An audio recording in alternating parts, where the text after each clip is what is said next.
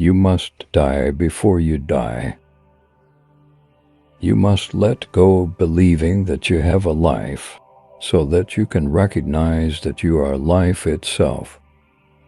I really enjoy this topic because it is by far the most transformational spiritual experience once you begin walking down this journey of killing your identity and then being reborn. If you are on a journey right now, in this video I hope this will give you some clarity on what exactly is going on throughout this process and what you may experience once you have reached the rebirth phase. So to begin, the moment we are born, a character is already beginning to write its story. The moment you touch the air of this reality, you are given a name. You're born into an environment where you will be conditioned and pretty much programmed. You will be told what to think and how to think. And these conditions will form what we call a personality. It's the way you express yourself to others. We grow up with these desires, feelings, beliefs, all of these labels that we claim to make us who we are as a person. We are all so identified with the story of who I am. If I were to ask you to describe yourself, realize that mostly everything you say is something that can be changed at any point of time. Or realize that everything you say is just a part of a story attached to your character. It's not who you truly are. The spiritual journey is by far, in my opinion, the most painful yet beautiful experience anyone can go through, because this story and what you have believed yourself to be begins to shatter. Everything, and I mean everything you thought you knew, wasn't the truth, and this process is more about letting go and unlearning things than it is learning things.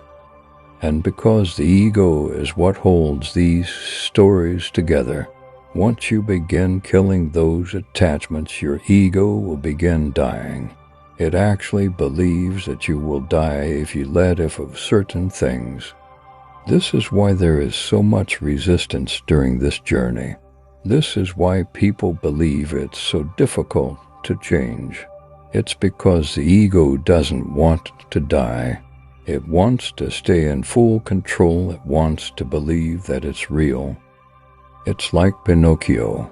It wants to be who you truly are. It wants to be a real being. But if you inquire what the ego is, you will realize that the concept of the ego isn't even real, because there is no thinker. There is no one here to take ownership of thoughts. Thoughts are just happening, and the attachment to them creates the illusion that those thoughts are you, and that you are thinking those thoughts. So that sense of I am thinking has been created. But the ego is also just another story. When people say kill your ego, it's not literally killing it so it no longer exits. It's not possible to actually kill your ego. It's more about disidentifying with it so that it no longer controls you. And then eventually the ego will settle down and realize that it's no longer in control, and now you can be in harmony with it. Dying before you die is very important.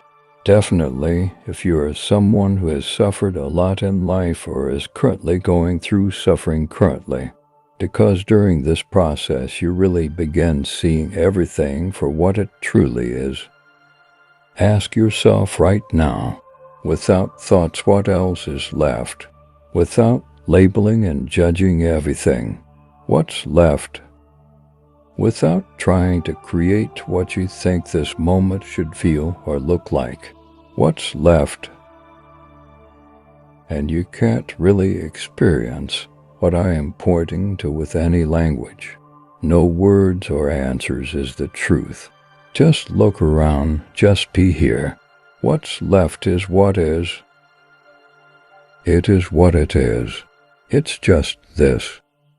And when letting go of things like fear and anxiety and depression, etc., this is what you must come to realize. You must realize that it's all BS. It's all just another story of the mind, and it's not true at all. Notice how when you are experiencing one of those so-called problems, let's take fear for example, because that's honestly what's behind every emotion. So fear rises, and that feeling in chest appears. Those stories of what may happen begin running through the mind, and now you are stuck in a illusion of the mind, because what you believe to be true isn't even what's happening. How can I love and hold a spider in my hand, but when you get close to one you freak out and jump straight into fight or flight? You begin sweating and having flashbacks. You can't even go watch Spider-Man movies, that's how terrifying they are to you. But the only difference between me and you is what's going on inside. Your thoughts and feelings are responding in a completely different way than mine. But take away the resistance to those thoughts and emotions that arise with fear. When you take a step back and observe what's actually happening, you will see that, oh, there is energy vibrating in my chest, and it's not actually hurting me. It's not even a bad thing, it's just energy. Oh, and thinking is also happening. But it's happening to no one. It's just happening. There is no need to believe in the stories. There is no need to label those uncomfortable sensations bad, because it's just energy. These are the stories you just let go of. These are the things that must die for you to be reborn into truth. Everything you think yourself to be is just another story. You don't have anxiety, you don't have fear, you're not depressed. Take the labels and stories away and see what's left. It's just things happening, and they are happening to no one. You don't need to claim these things to be who you are, because they aren't you. You are the awareness of what's happening. You are not the body, you are not the mind.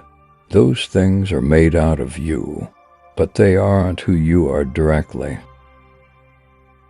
Once you die, it will be painful. We cannot escape pain, but we can escape suffering. This death will feel like your whole reality has been destroyed, and that's because it has. You may even begin grieving that old story of yourself, and that's okay. You may fall into an isolation period for some time, and that's just the universe preparing you for your rebirth. It's time to see the truth. It's time to live in truth and not in these stories and limitations of the mind, because what you are is boundless and limitless energy. You are everything and everyone. Collectively, we are all the one and only God. There is no such thing as separation. That's also another illusion. What you are is life. You don't have a life, you are life itself. Without you, there is no experience. Without you, there is no human character, there is no nature. Everything exists within us, it's not the other way around. You are not in this world. The world is in you. Once you become reborn, these things I'm saying will become so clear for you to see. And the funny thing about all of this, and this whole process, is that this is who we all have always been. We have never been what we all thought to be. Ask yourself, what was I before the world began telling me who I am?